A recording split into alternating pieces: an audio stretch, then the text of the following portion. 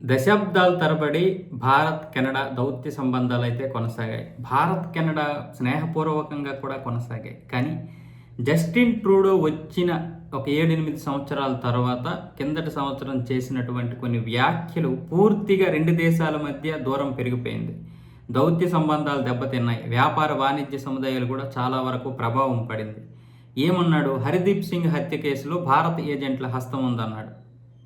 కింద మీద చూడలేదు. మంచి ఏంటో చెడేంటో తెలియదు. నిజమో అబద్ధమో తెలియదు. ఒక మామూలు సాధారణ వ్యక్తి వ్యాఖ్యలు చేసినట్లు చేశాడు. కేవలం ఖలిస్తానీ ఉగ్రవాదుల యొక్క ఓట్లు శాతం పెంచుకోవడానికి, వారి యొక్క మద్దతు కోసం హర్దీప్ సింగ్ హత్య కేసు వెనుక ఆ భారత్ ఏజెంట్లు పాత్ర ఉందంటూ వ్యాఖ్యలు చేశాడు. దీనివల్ల రెండు దేశాల యొక్క దౌత్య సంబంధాలు దెబ్బతిన్నాయి. అయినా సరే భారత్ కొన్ని విషయాల్లో వెనకడుగేసి రెండు దేశాల యొక్క దౌత్య సంబంధాలు దెబ్బతింటున్నాయి. ఇది ఇరు దేశాల మధ్య ప్రభావం చూపిస్తుంది అంటూ కొంత తగ్గినా కూడా జస్టిన్ ట్రూడో అయితే ఒక కమెడియన్గా ప్రవర్తించాడు. ఆయన ప్రవర్తన కూడా ఎవరికి నచ్చలే.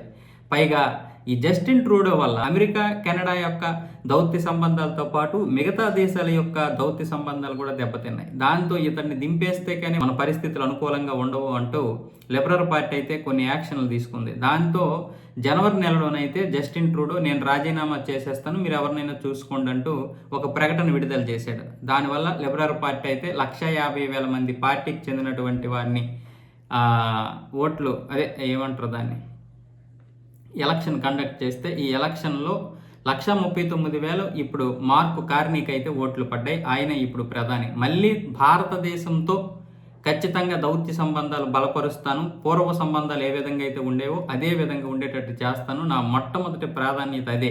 అలాగే మిగతా దేశాలతో ఏవైతే దెబ్బతిన్నాయో ఈ దౌత్య సంబంధాలు వాటిని కూడా మళ్ళీ పునరుద్ధరిస్తానంటూ మార్క్ కార్నీ అయితే చెప్పడం జరిగింది. ప్రస్తుతానికైతే కెనడా ఒక కమెడియన్ అయిపోయింది. అందుకే కదా మన ట్రంప్ మీరు 51వ రాష్ట్రంగా చేరుకోండి అంటూ వ్యాఖ్యలు చేశాడు ఎటకారంగా. అది కూడా అక్కడ కెనడియన్ల యొక్క పరిస్థితికి అద్దం పడుతుంది. అది చాలామంది ఆత్మాభిమానంతో ఉన్నటువంటి కెనడియన్లకి చాలా ఇబ్బందికరమైనటువంటి పరిస్థితి వచ్చింది.